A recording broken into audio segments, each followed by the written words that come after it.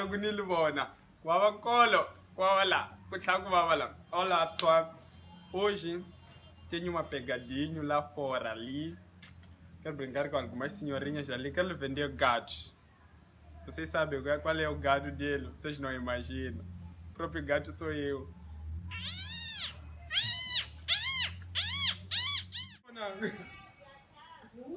Aí, não, mano. Deixa eu lá no verão.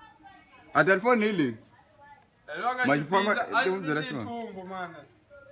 Longa de fiz tumbo. Mas chega no mercado ali.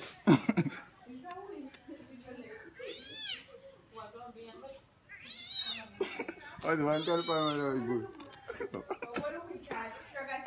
Aí se ganha ali. A telefone ele. Ele, você telefone já. Você ali.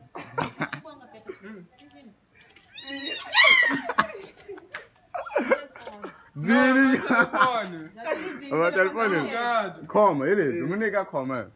Ele deixa ali. Já se tiver a paquete, chegou ao bebê. Ei.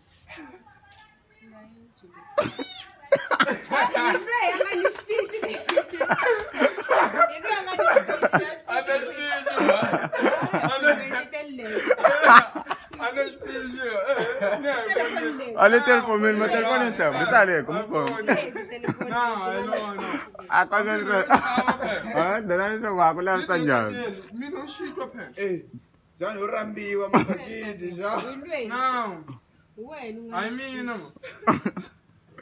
Não brincar, fiz de boca. Anda com.